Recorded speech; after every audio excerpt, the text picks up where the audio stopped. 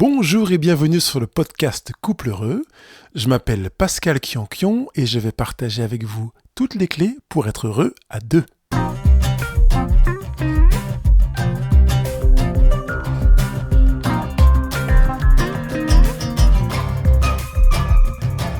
Pour cette émission d'aujourd'hui, la numéro 100, la 100e émission, ça se fête, youpi!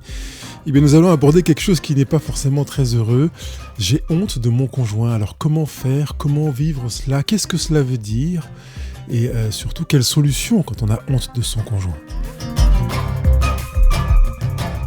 Bonjour et bienvenue pour cette 100e émission. Tintin, joyeux anniversaire. Non, c'est pas un anniversaire, c'est un numéro rond, parce qu'un anniversaire, ça ferait pas du tout cela. Mais voilà, c'est le plaisir de pouvoir fêter cet accompagnement que je vous propose la plupart du temps gratuitement, même s'il y a certains programmes qui peuvent être payants. La possibilité de répondre à vos questions, la joie est toujours présente d'être là avec vous et de vous accompagner dans votre bonheur conjugal, parce que je vous donne le maximum, comme je le dis sur ce blog, toutes les clés pour être heureux à deux, parce que je souhaite que vous soyez heureux. C'est quand même quelque chose de génial. Je vous rappelle que vous avez sur le blog Couple Heureux un e-book que j'ai écrit pour vous, qui est gratuit. Vous pouvez vous inscrire pour le recevoir gratuitement. Vous le recevez quasiment instantanément. Qui s'intitule « Est-ce que vous allez supporter votre conjoint toute votre vie ?» La question se pose. Ce que je souhaite, c'est que la réponse soit oui. Mais c'est quand même bien d'oser se poser la question plutôt que de faire l'autruche et de ne pas vouloir regarder la réalité en face. Alors je préfère que vous posiez la question, vous sachiez pourquoi vous vous posez la question, que vous puissiez percevoir ce que veut dire que de se poser la question, même si le e-book qui est sur le blog est un e-book abrégé. La version complète ne tardera pas à être publiée, mais pour l'instant, vous avez déjà les prémices de cette question qui me semble être fondamentale. Supporterez-vous votre conjoint toute votre vie? Allez-vous supporter votre conjoint toute votre vie, pour être plus précis en ce qui concerne son titre? Allons maintenant dans le sujet du jour. J'ai honte de mon mari, ou j'ai honte de ma femme. Et c'est pas pour rien que j'ai choisi de dire j'ai honte de mon mari, puisque la plupart du temps, quand ce sujet est abordé, ce sont des femmes qui m'en parlent. C'est plus rare que ce soit des hommes qui m'en parlent, même si ça arrive, mais la plupart du temps, ce sont des femmes qui en parlent. Le fond de cette question est lourd, parce que vous percevez à quel point il y a une réalité de souffrance, et peut-être que vous êtes concerné par cette réalité de souffrance. Peut-être que ça peut être le cas que vous ayez honte de votre conjoint, mari ou femme, une fois, ou peut-être plusieurs fois, mais ça a été ponctuel, vous pouvez le dater. C'est beaucoup plus difficile quand vous avez ce sentiment de honte installé pendant des semaines, peut-être des mois, ou depuis des semaines, voire des mois, et que rien ne semble annoncer la possibilité que cette honte s'estompe, diminue, change. Ça veut dire que vous avez l'impression de vous user à supporter une situation qui semble soit se répéter, soit perdurer avec une sorte de constance, et parfois même avec une aggravation. Si vous êtes en mesure d'évaluer cette situation, parce que vous êtes dans cette perception d'une aggravation ou d'une persistance, vous avez conscience qu'il est important de prendre la situation par les cornes et de faire en sorte que des choses changent. Que des choses changent dans votre conjoint, mais que des choses changent aussi en vous. Parce que vous avez compris qu'en étant en couple, vous n'allez pas demander à votre conjoint de changer, mais vous allez aussi vous entrer dans une démarche de changement, de travail sur vous-même pour développer le bonheur que vous voulez vivre en tant que personne, puis ensuite le bonheur que vous voulez vivre en tant que couple, parce que le bonheur conjugal dépend du bonheur d'une personne et d'une autre. Donc on est vraiment dans une collaboration et pas dans une attente, dans un attentisme qui pourrait donner l'impression que votre bonheur dépend de l'autre. Les choses sont claires, même si j'ai conscience peut-être d'enfoncer des portes ouvertes, mais je me dis que c'est peut-être bien de se le rappeler de temps en temps, tout simplement. Donc, vous avez honte de votre conjoint, vous avez honte de votre mari, vous avez honte de votre femme, et vous vous rendez compte que c'est soit ponctuel, soit récurrent, soit persistant, avec en plus un phénomène d'aggravation. Alors la première chose que vous pourriez peut-être faire, c'est prendre le temps de regarder les causes de cette honte. Parce que peut-être que vous essayez de faire changer votre conjoint, ce qui est très difficile, sans doute si vous le faites avec votre profond naturel, vous le faites en lui faisant des remarques, en lui disant que vous avez honte, que ça vous gonfle, que vous avez ras-le-bol. Et je vous annonce, mais je vous annonce en enfonçant une porte ouverte, que ça ne fonctionne pas. Parce qu'on ne fait pas changer quelqu'un en le mettant sous pression. Ce n'est pas vraiment la meilleure manière. Donc, vous pouvez d'abord, avant d'envisager de faire une démarche vers votre conjoint, commencer à identifier les causes. Vous demandez qu'est-ce qui fait que vous ressentez de la honte. Et ça vous permet de toucher votre émotion du doigt, de la visualiser, de la sentir en vous, et peut-être de commencer à communiquer avec elle pour l'interroger, lui dire « Mais qu'est-ce qui fait que tu viens là, toi, mon émotion de honte ?» J'ai remarqué que tu viens essentiellement quand, et vous pouvez noter les événements ou les situations, si elles sont installées durablement, dans lesquelles vous percevez qu'il y a ce sentiment de honte. Vous pouvez aussi aller faire un petit tour, après avoir fait ce travail, c'est une étape préliminaire, mais après avoir fait cette étape préliminaire, après avoir identifié vos hontes, peut-être le faire par écrit, d'aller faire un petit voyage dans votre enfance et d'aller revisiter vos hontes passées. Si c'est un sentiment, une émotion que vous connaissez bien, sans doute qu'il y aura des hontes dans votre histoire, des moments où vous avez eu envie de mettre la tête sous le sable, des moments où vous avez envie d'être ailleurs, vous avez eu envie d'être ailleurs. Moi, quand j'étais gamin et que j'avais honte, j'avais envie de taper 3 fois par terre avec mon pied et paf, de disparaître. Vous voyez ce que je veux dire? Voyez les moments où vous avez eu honte, vous, quand vous étiez enfant, dans votre famille, avec vos parents, peut-être vos copains, vos copines à l'école, avec vos profs, peut-être aussi avec un amoureux, une amoureuse, même si vous étiez enfant. Et puis peut-être ensuite aller identifier ces hontes que vous avez peut-être vécues quand vous étiez ado. Et encore une fois, prenez le temps de noter. Notez ces hontes.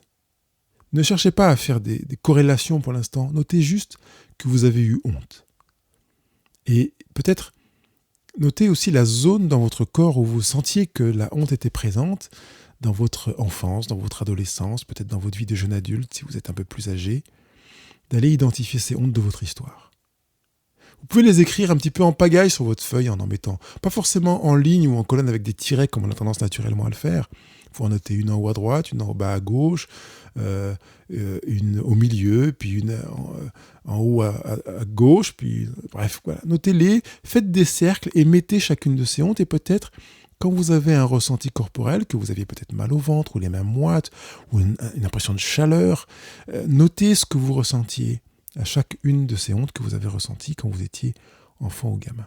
Donc ça, je vous propose de le faire vraiment seul pour vous-même. Vous avez remarqué que vous n'êtes pas du tout en train de solliciter votre conjoint, vous êtes dans un voyage avec vous, en train de prendre conscience de ce que vous êtes en train de vivre.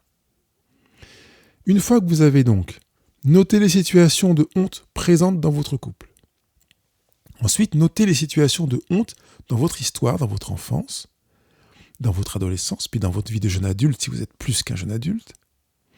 Allez voir maintenant les situations de honte qui concernent des personnes que vous aimez, que vous connaissez bien. Ça peut être quand votre père a eu honte, quand votre frère a eu honte, quand un de vos copains proches ou copines a eu honte et qu'elle vous en a parlé. Notez également ces situations sur votre deuxième schéma avec une autre couleur peut-être ou avec un petit symbole, un astérisque, un triangle, que sais-je, qui vous permet d'identifier que ce n'est pas votre propre honte à vous, mais une honte dont vous avez été témoin, soit parce que vous l'avez vu vivre, soit parce que vous avez reçu le témoignage de la personne qui a partagé cette expérience de honte avec vous. Voilà.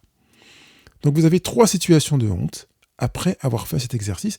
Si vous voulez le faire tranquillement, mettez cette émission sur pause pour revenir à ça. Donc vous avez 3 situations. La première, les situations de honte que vous vivez au présent avec votre conjoint.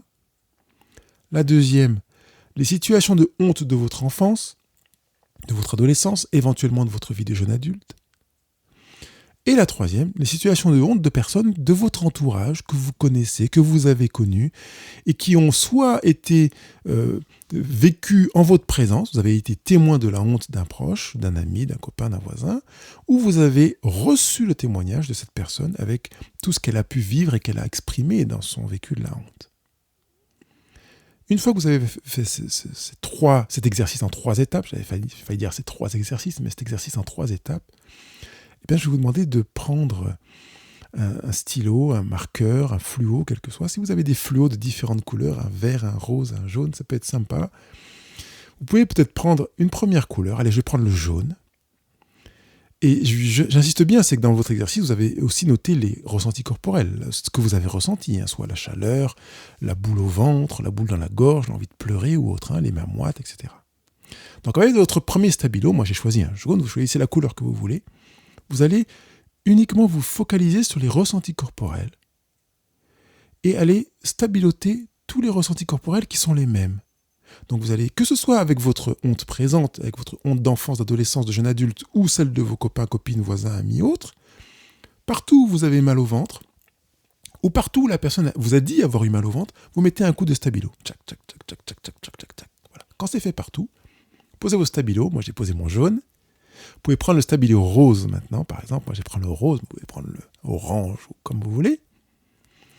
Et avec ce stabilo-là, eh bien vous allez maintenant faire un petit symbole ou stabiloter, si vous aimez les couleurs, toutes les situations de honte qui vous donnent l'impression de se ressembler. Peut-être que vous avez eu honte quand votre prof vous a disputé et que vous avez ressenti... non, sans tenir compte des ressentis corporels. Vous avez eu honte quand votre prof vous a disputé. Et puis vous avez eu honte quand, à chaque fois, votre père ou votre mère vous disputait. Et puis vous avez honte là quand votre mari, votre conjoint vous fait une remarque alors que vous êtes peut-être en présence de quelqu'un d'autre, d'un de vos enfants, d'un copain, d'une copine, de vos parents ou autre. Et donc vous avez honte quand quelqu'un vous parle, vous dit quelque chose. Donc on est sur la honte en relation avec la parole. Donc vous mettez un coup de stabilo, moi j'ai choisi du rose, sur toutes les hontes qui sont en relation avec la parole. Et puis vous pouvez poser vos stabilos et puis prendre un autre stabilo, là cette fois-ci je vais prendre le orange. Et vous pouvez faire la même chose avec toutes les hontes qui sont en relation avec... tout à l'heure, c'était la parole qui est prononcée vers vous, on est bien d'accord. Mais là, ce serait peut-être toutes les hontes qui sont en relation avec une action. C'est-à-dire que la personne fait une action qui n'est pas vers vous, mais vous ressentez de la honte, comme si vous la ressentiez pour elle. D'accord ? Donc vous avez votre meilleure amie, par exemple, quand vous aviez 14-15 ans, vous couriez toutes les deux, etc., ou tous les deux, et puis votre amie se prend les pieds, je ne sais dans quoi, elle se plante, elle tombe sur le trottoir, vous ressentez de la honte. Vous mettez un coup de stabilo orange, moi je choisis orange, vous pouvez choisir la couleur que vous voulez, encore une fois. Et puis votre mari rote ou pète en public, ou bien il boit, il est ivre, ou il fait une blague que vous trouvez nulle, etc. Vous ressentez de la honte en relation avec son action, vous mettez la même couleur de stabilo. Et puis vous avez, voilà, comme ça vous allez repérer à chaque fois les actions pour lesquelles une personne fait quelque chose qui ne vous concerne pas, mais vous ressentez vous-même de la honte. Vous avez donc 3 couleurs de stabilo. Après avoir fait cet exercice, vous pouvez commencer à voir la couleur la plus présente entre la 2e couleur de stabilo et la 3e. On va laisser la première qui touchait les ressentis corporels. Donc vous voyez les 2 différentes couleurs de stabilo. Est-ce que vous avez une majorité de couleurs de stabilo quand c'est vous qui avez reçu une parole et que vous avez eu honte ?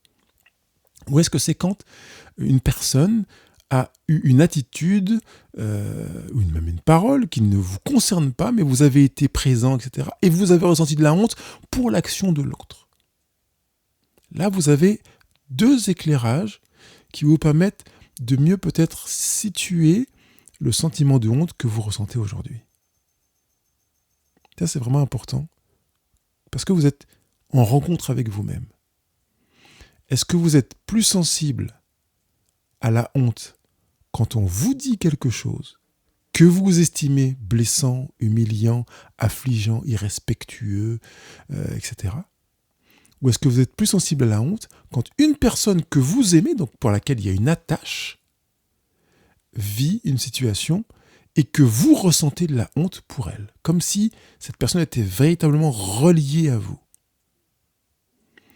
Quand vous avez ces 2 situations et que vous avez vu la majorité, vous pouvez commencer déjà à vous dire que vous aurez davantage, vous avez une sensibilité supérieure, à à tel profil de honte. Mais ça vous permet juste d'identifier les choses sans vous dire qu'il y en a une qui est plus grave que l'autre, etc. C'est juste pour mieux apprendre à vous connaître.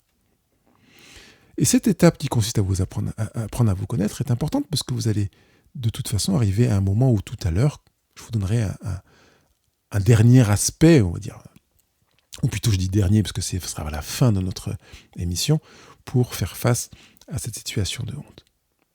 Alors, une étape que je voudrais vous proposer de vivre maintenant, c'est de prendre conscience que le couple n'est pas nécessairement fusionnel. Je sais qu'on a cette tendance naturelle, traditionnelle, parce qu'elle est aussi influencée par le contexte judéo-chrétien, à dire qu'ils sont devenus une seule chair. Ça veut dire qu'on va se supporter, qu'on va tout faire ensemble et qu'on va être impacté par tout ce que vit l'autre. Première chose, vous n'êtes pas en fusion avec votre conjoint. Et l'importance de ne pas être en fusion avec son conjoint est supérieure à ce que vous pouvez imaginer. Votre conjoint est un individu séparé de vous. Vous êtes une personne séparée de votre conjoint. Vous êtes deux personnes. L'entité qui naît de cette association de deux personnes est le couple.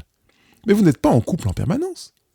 Que vous appeliez Sophie, Josette, Anne, Paul ou Chloé, vous êtes souvent Sophie, Josette, Anne, Paul et Chloé. Plus souvent que le couple. Par conséquent, le couple n'est pas appelé à supplanter votre identité personnelle. Vous êtes vous et c'est ça qui compte. Et c'est ça qui fait la richesse du couple. Veillez à ce que votre vous existe indépendamment du couple, au-dessus du couple. Je sais que certains ne sont pas d'accord avec ce que je vais dire, alors si vous n'êtes pas d'accord, exprimez-vous, allez dans les commentaires, faites-moi vos remarques. Mais le couple n'existe pas si les deux individus sont sous la coulpe du couple, sous le poids du couple. Deux individus ont vraiment besoin d'être l'un et l'autre libres, en non-fusion, en deux personnes solitaires, pour devenir un couple, qui deviendra donc solidaire. À partir du moment où vous prenez conscience de cette réalité, vous pouvez savoir que cette deuxième catégorie des hontes que vous avez ressenties quand quelqu'un avait raconté une blague ou autre, et que vous avez ressenti de la honte en regardant son attitude, alors que vous n'étiez pas directement concerné, mais vous étiez uniquement relié, vous avez pris conscience que vous avez donné trop de liens à cette relation, au point qu'elle vous a impacté quand l'autre, indépendamment de vous, alors que c'était juste un copain, une copine, un voisin, un ami, un collègue ou votre frère ou votre sœur, a fait une chose, a dit une parole pendant laquelle vous avez ressenti de la honte, comme si vous étiez lui ou elle, ou un bout de lui ou d'elle. Vous n'êtes pas un bout de lui ou d'elle. Vous n'êtes pas un bout de votre conjoint. Vous êtes vous, 100%. Aucun bout de votre conjoint. C'est vous et votre conjoint qui devenez un couple, mais vous n'êtes jamais un bout de l'autre. Vous n'êtes pas une extension de votre conjoint. Le couple n'est pas non plus une extension de votre conjoint et de vous-même.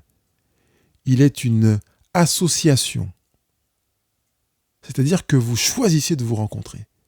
Et le couple n'existera qu'à partir du moment où vous serez dans ce choix de vous rencontrer. Donc si vous choisissez dans certains domaines de ne pas vous rencontrer, vous n'êtes pas concerné. Ben oui, parce que votre conjoint peut choisir d'aller dans des directions qui sont les siennes en tant que personne, dans lesquelles il n'engage pas le couple. Et si vous le vivez avec cette réalité, vous verrez que vous le vivrez, votre couple, avec beaucoup plus de légèreté. Vous restez donc vous, avec votre propre réalité, votre propre identité et votre singularité qui vous met en différence légitime avec votre conjoint. Puisque vous êtes donc deux personnes dans un couple solidaire, vous pouvez aussi choisir dans certaines situations d'être deux personnes dans un couple en désolidarisation. Vous n'êtes pas obligé d'être solidaire avec tout ce que fait votre conjoint. Tenez, prenez un exemple. Si votre conjoint contracte un emprunt pour ne serait-ce qu'acheter une voiture, acheter une maison, et que vous n'êtes pas d'accord parce que votre conjoint a signé ce contrat tout seul, vous pouvez écrire un courrier de désolidarisation à la banque qui fait que vous ne serez en rien engagé par les décisions financières de votre conjoint. Ça existe dans le cadre d'un mariage, même d'un mariage sans contrat de mariage. La notion de solidarité a ses limites. La désolidarisation est tout à fait envisageable dans le couple. Ce n'est pas parce que votre conjoint a fait quelque chose, a dit quelque chose, que vous êtes de fait engagé et que cela impacte le couple. Ça l'impacte lui en tant qu'individu. Vous restez donc libre d'être désolidarisé de l'action de votre conjoint. Vous pouvez donc aussi tout simplement décider de verbaliser cela. Votre conjoint est ivre, il vous fait honte parce qu'il pète en public. Vous pouvez vous désolidariser de lui en le verbalisant. Je n'apprécie pas du tout l'attitude de mon conjoint. Vous pouvez le dire. Vous pouvez le lui dire à lui. Je n'apprécie pas du tout ton attitude. Et vous pouvez le faire devant les autres qui sont là devant vous et qui pourraient participer au fait que vous ressentiez de la honte. Mais si vous vous désolidarisez là, au moment où vous commencez à percevoir l'ombre de la honte venir en vous, vous n'êtes plus concerné par ce qui se passe. Votre conjoint est un, gambler, comme on dit en français, un joueur compulsif, il dépense du fric, il a une manière de regarder les filles qui vous dérange, il a une manière de manger qui vous gêne. Vous pouvez vous désolidariser en verbalisant. Je n'apprécie pas ta manière de faire. Je n'apprécie pas du tout ce que tu viens de dire. Je n'apprécie pas du tout la manière dont tu viens de dire les choses. Et je tiens à ce que tu le saches. Je sais que c'est un petit peu gênant. Vous voyez que finalement, c'est à lui de choisir ce qu'il va vivre et d'assumer ce qu'il a à vivre. Ce n'est pas à vous d'assumer la honte parce que votre conjoint a eu une attitude qui est gênante. Parce que si vous vous taisez, si vous subissez la situation sans agir, je ne parle pas de réaction, mais d'agir, parce que le mieux c'est d'y réfléchir en amont en vous disant « j'ai eu honte quand il a fait ça ou quand il a fait ci, la prochaine fois qu'il le fera en public, j'agirai, je parlerai donc », eh bien, vous participez à construire votre identité personnelle.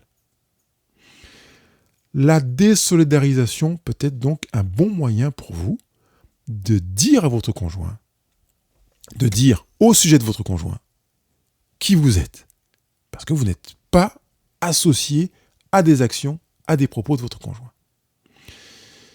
Le mieux est quand même de prendre le temps de parler à votre conjoint en amont. Et là, je reviens à notre premier exercice en 3 étapes.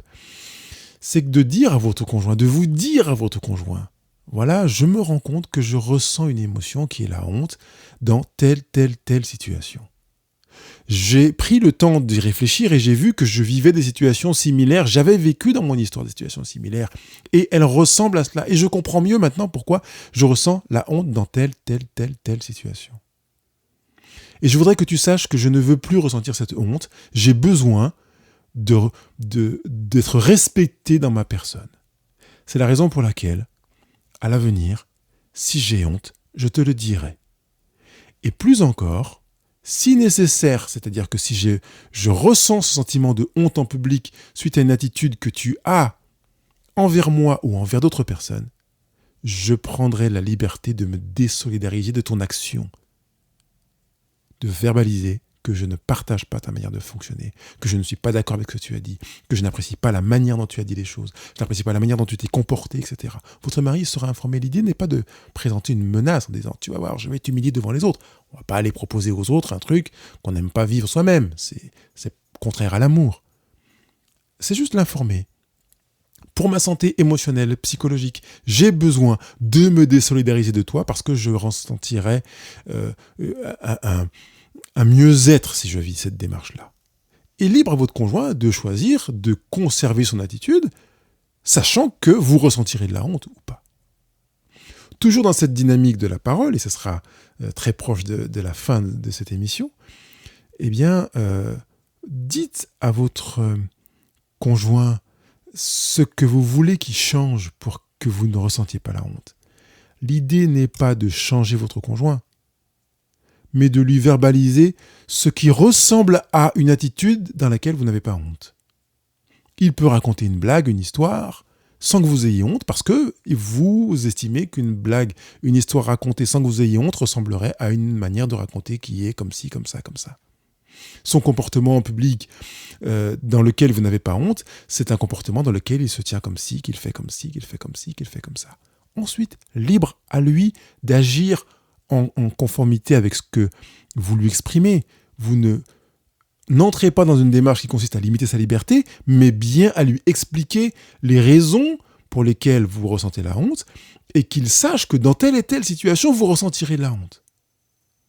Et laissez-le libre de vivre comme vous vous sentirez libre de vous désolidariser. Peut-être percevez-vous dans ce que je vous propose ici un double exercice et de liberté de vous-même et de liberté de votre conjoint. mais aussi un double exercice d'amour, et d'amour de vous-même comme d'amour de votre conjoint.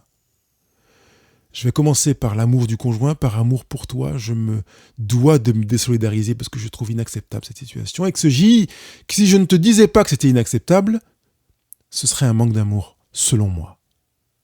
Et par amour pour moi, je me dois de veiller à mon intégrité émotionnelle. C'est la raison pour laquelle j'ai choisi de te dire ceci et que je choisirai de dire cela dans le cas où je me retrouverai exposé dans telle ou telle situation. Vous comprenez ?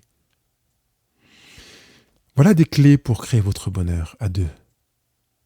Et je voudrais vraiment que vous vous sentiez en mesure de construire votre couple grâce à cette liberté d'être, à cette prise de hauteur qui vous permet de vous voir comme vous êtes, et surtout faites cet exercice en 3 étapes.